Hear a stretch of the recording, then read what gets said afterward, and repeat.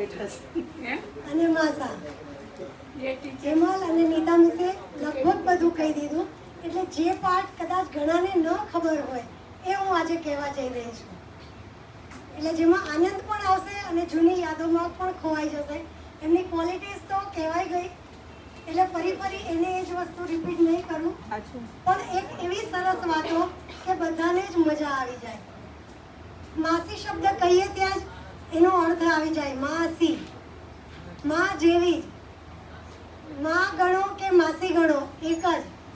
અને એ જ રીતે અમારું નાનપણ, એટલે અમારા નાનપણની વાત કરીએ તો સૌથી પહેલાં આવે ત્રિભુવનદાસ કરસનજી ભટ્ટ અને સત્યવતી ભટ્ટ, એના 7 બાળકો, અને એમાં ચોથો નંબર એટલે અમારા ચારુ માસી.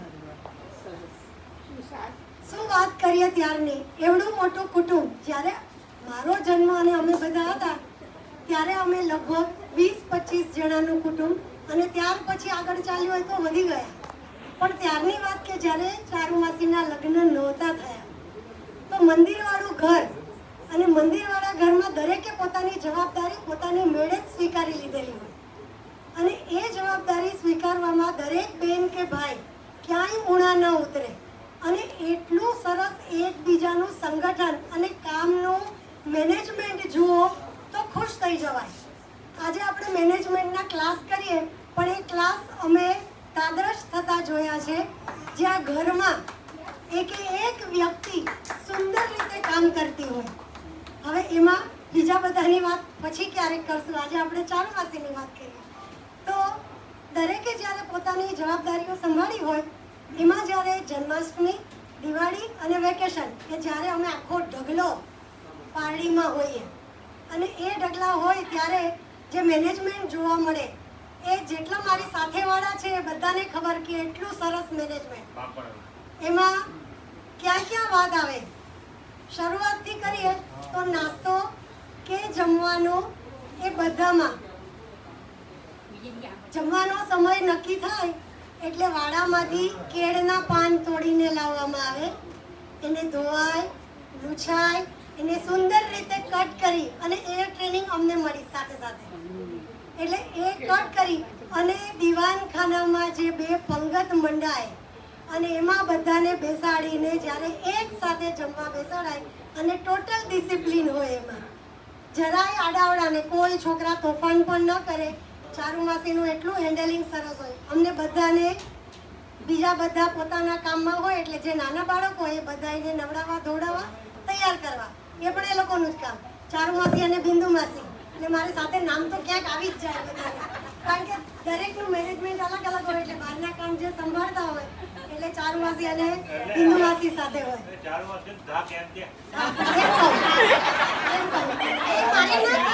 તમે કીધું ને એટલે હવે એમાં આવી ગયું. એ તમારે કહેવાય, તમે પણ એટલું સરસ કે બધા એક સાથે, એમાં નાના મોટા બધા એક સાથે જમવા બેઠા હોય, અને મસ્ત રીતે પીરસાય, જમવાનું થઈ જાય. કામ કેવી રીતે કરવાનું, ત્યાંથી કેળના પાન કેમ ઉપાડાય, ક્યાં મુકાય, કેમ સાફ કરાય, આ બધું જ અમને વગર કીધે એમણે શીખવાડ્યું છે. અત્યારે જે કંઈ પણ વસ્તુ એ અમારા બધા એ સાથે ભાઈ બહેનોનું જે શિક્ષણ એમની મમ્મી પપ્પા એમને આપ્યું છે એ જ અમારામાં આવ્યું છે. એટલે ક્યાં ક્યાં અને શું વાત કરવાની.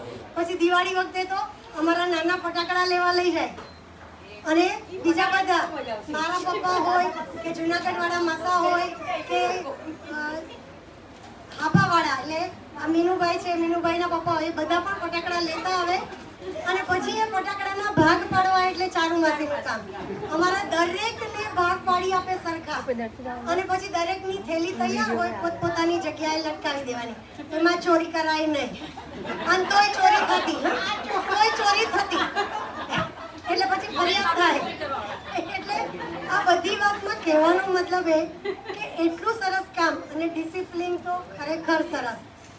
એટલે શું વાત કરીએ કે જે અમે જોયું છે મોટા થતા, પિન્ટુ હેમલ પછી આવ્યા, તો સ્વાભાવિક છે કે એ ડિસિપ્લિન, એ જ કામની એક જે લઢણ હોય એ બધું એમનામાં આવે. એ એક ચોખ્ખી વાત છે કે તો મોરના ઈંડાને ચિતરવા ન પડે, આગો સે ચલી આતી. એટલે એ તો એના માટે તો મારે કદાચ કોડીનાર સુધી પહોંચી જવું પડે કે ત્યાં જે હતું ત્યાંથી ઉતરતું આ બધા ભાઈ બહેનોમાં ને એમાંથી અમને થોડું મળી ગયું છે. એટલે અમે બધા જ નસીબદાર છીએ કે આ ઘરમાં અમે જન્મ લીધો છે અને એમની પાસે મોટા થયા છે. એમાં મારે કહું તો હું બધાના જ એક્સપિરિયન્સ તો શેર ના કરી શકું, પણ હું મારા પોતાના કહું કે મેં તો ખૂબ જ મજા કરી છે. અને નાની હતી ત્યારે મને વાળ જે બાંધવાના હોય તો ચોટલા ટાઈટ જોઈએ, એટલે ચારુમાંથી એકદમ ટાઈટ ચોટલા વાળી આપે એટલે જે આજે બાંધ્યા હોય તો કાલ સવાર સુધી ન ખુલે ને તો જ મજા આવે. જો કોઈ ઢીલા બાંધે તો કકડાટ ચાલુ થઈ જાય. એટલે કેવું છે કે આપણને દરેક વ્યક્તિ પાસેથી એક એક વસ્તુની જે આદત પડી ગઈ હોય, પિક્ચર જોવા જવું હોય તો બિંદુ માસી સાથે જવું, આ બધા સંસ્મરણો છે અમારા નાનપણના. અને રંગોળી કરવી આખા ઘરમાં એ તો મારી નાનીથી ચાલી આવે આજ સુધી કે સૌથી નાનું જે છે છેલ્લે એ બધાને ડ્રોઈંગની જે બધાને મળી છે બધાને અહીંયા સુધી આવી ગઈ છે. તો એ રંગોળી પૂરવાની હોય તો આખી રાત પાર્ટીમાં બધી જ બહેનો વારા પરથી જેનો નંબર આવતો જાય એક પર ને એક જાય અને એ બધું કામ ભાઈઓ સુધા ડ્રોઈંગ બે ભાઈના સરસ છે ને બે ભાઈના છોકરાઓના એટલા જ સરસ છે. એટલે એમાં કોઈ બાકાત નથી. એટલે કહેવાનો મતલબ એ છે કે સંસ્કારો અને જે આ ગિફ્ટ છે એ ક્યાંથી ક્યાં સુધી પહોંચે છે. એમના લગ્નની વાત કરીએ, હું 5મા ધોરણમાં અને એટલા નાના અને એમના લગ્ન વખતે ભયંકર ઠંડી, જે ત્યાં આવ્યા હશે એને ખબર હશે ભયંકર ઠંડી, અને એ ઠંડીમાં વસંત પંચમીમાં લગ્ન પણ ખૂબ આનંદ કર્યો છે. અને એ પછી અમે અહીંયા રિસેપ્શનમાં આવ્યા. હવે એટલા માટે આપણે જરા બીજા પાર્ટ પર જઈએ. તો બીજો પાર્ટ એ છે કે લગ્ન થવા પહેલા પદ્મનાભ પીતાંબર જોશી એટલે કે પદુ કાકા અને તારા કાકી એની જોડે અમારા ભાઈ અને નિકુંજનો, મારા પપ્પાને હું ભાઈ કહું છું, ભાઈ અને નિકુંજનો વર્ષો જૂનો સંબંધ. અને બોરીવલી આવ્યા ત્યાં સુધી એ ચાલુ જ હતો અને પછી એમાં ચારુમાસી અને વિજય માતાનું સગપણ થયું એટલે એ સંબંધ વધારે આગળ વધ્યો. અને એમાં વિજય માતા અને ચારુમાસી ત્યારે જોઈએ તમે ફોટા જોશો એટલે ખબર પડશે કે કેટલા સુંદર દેખાતા હતા. અને વિજય માતા પણ પતલા લાંબા સરસ ચશ્મા, વિજય માતાનું કામ પણ એવું એટલે સ્વાભાવિક છે, પોતે પણ એટલા જ સ્ટાઇલથી રહેતા હોય. અને એમાંય અમે મજા કરી છે. બોબી જેવું પિક્ચર, એ બોબી જેવું પિક્ચર અમે ચારુમાસી ને માતાની સાથે જોયું છે, અમને બતાવ્યું છે. એટલે એ મજા પણ અમે કરી છે. અને પાર્ટીમાં માતા આવે ને એટલે સગાઈ પછી આવે એટલે અમારો જુનાગઢ વાળો ભાઈ છે, આજે નથી આવ્યો પણ એટલે જ બધાનું નામ લઉં છું કે બધા એમાં આવી જાય. પછી એને એમ થાય કે અમારા ચારુમાસીને તો આ લઈ જવાના, એટલે કોઈએ પોતાના માસીને તો છોડવા ના હોય. એટલે માતા નાવા જાય ને એટલે બહારથી ઝીણા ઝીણા પથ્થર લે અને દરવાજા પર મારે કે અમારા માસીને લઈ જવાના છે. એટલે ત્યાંથી અમારી મજા ચાલે. ને પછી મોટા માસીનો દીકરોને જે છે એ માસા આવ્યા હોય એટલે બહારથી નાસ્તા લઈ આવે, નાસ્તાના પડીકા ઉપર થઈને ભેગા થઈને અમે ખાઈએ. એટલે એટલી મજા કરી છે, શું વાત કરવી અને શું નહીં. તો આખા ચોપડાના ચોપડા ભરાઈ છે. માસા બધાને જ ખબર છે કે ચશ્માના નંબર કાઢવાનો એમનો પોતાનો બિઝનેસ. અને જ્યારે એમની સગાઈ થઈ ત્યારે ન્યૂ ઇન્ડિયા ઓપ્ટિકલ્સ, એ સમયે જે ન્યૂ ઇન્ડિયા ઓપ્ટિકલ્સનું નામ હતું એમાં માસા જોબ પર હતા. અને ત્યાર પછી એમણે એમનું પોતાનું શરૂ કર્યું અને ક્યાં ક્યાં આગળ વધ્યા. અમને ખબર છે કે માસા અલગ અલગ જગ્યાએ શિબિર કરવા જતા અને મોટા મોટા માણસો સાથે એમને સર્ટિફિકેટ્સ અપાયેલા છે અને એમનું બહુમાન થયું છે. એમાંથી થોડાક નામ કહું તો કે એમણે ક્યાં ક્યાં, એ માસા તમને કદાચ વધારે ડિટેલમાં કહી શકશે, હું થોડા ઘણા નામ કહું.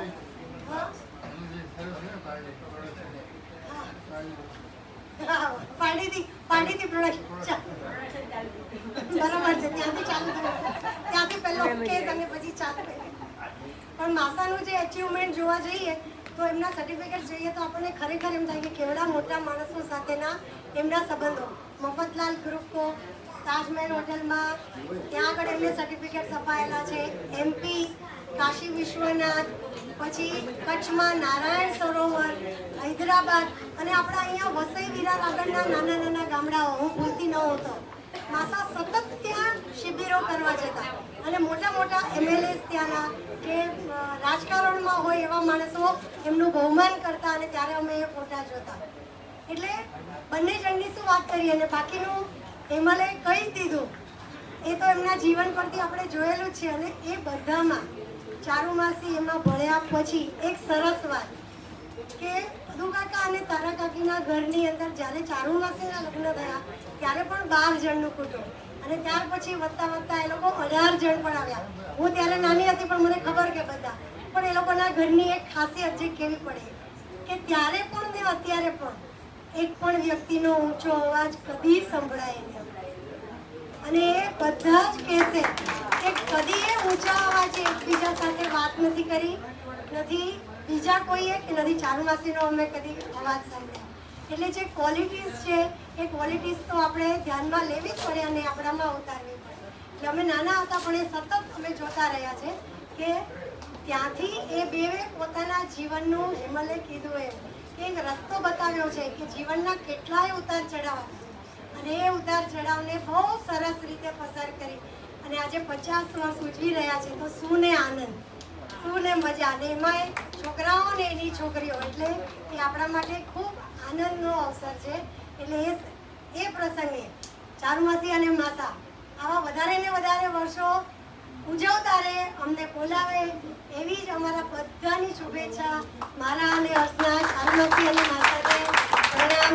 તમારું આરોગ્ય નિરોગીમય રહે અને ખૂબ ખુશ રહો એ જ અભ્યર્થના સાથે વિરમું છું એમ કહીને થોડુંક એડિશન કે જે હર્ષે બનાવેલી કવિતા છે એ કવિતા કહી દઉં અને પછી ટોટલ વિરમું છું. મને વાંધો નથી.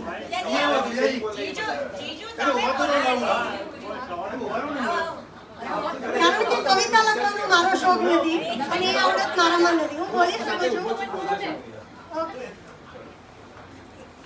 ખબર તો પડવી જોઈએ ને પણ તમે લખી છે તે કવિતા. તારે બોલવાની હા તમે કોઈ બોલો તમે હિંમત રાખો બસ. આ ગાને મેં મને હેરાન કરી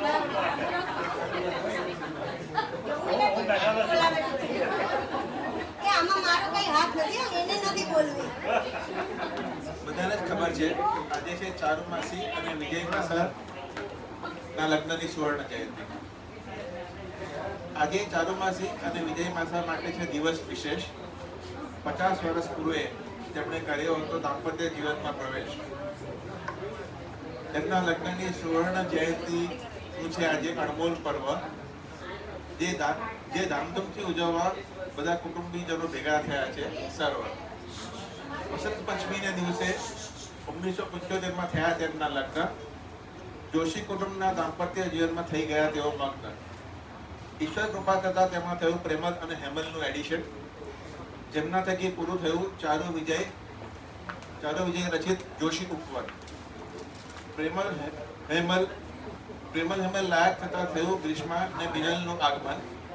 આર્યા સાધ્વી પણ તેમાં સામેલ થતા મહેકી ઉઠ્યું એમનું ઉપવન. ચારુમાસી અને વિજય માસા માટે રહ્યું છે હંમેશા પ્રધાન કર્મ. હેમલ પ્રેમલ શ્રવણ બની સદા નિભાવી રહ્યા છે સેવા ધર્મ. સંયુક્ત કુટુંબની ફરજ બજાવવા સદા રહેતા બની વિનમ્ર. સમજી ગયા છે જોશી પરિવારના સભ્યો જીવનનો મર્મ. વિજય માસા અને ચારુમાસીની 50મી લગ્ન તિથિએ નિકુંજ, બિપિન, શ્રુતિ અને હર્ષવંતી 3 ખ્વાહિશ. સદા વરસાવતો રહે કૃપા તેમના પર દ્વારકાધીશ. સુખનો ફેલાતો રહે પ્રકાશ, દુઃખનો ન રહે કોઈ અવકાશ. તેમનું એકબીજા પ્રત્યેનું સમર્પણ વધતું રહે ક્ષણ પ્રતિક્ષણ. Thank you.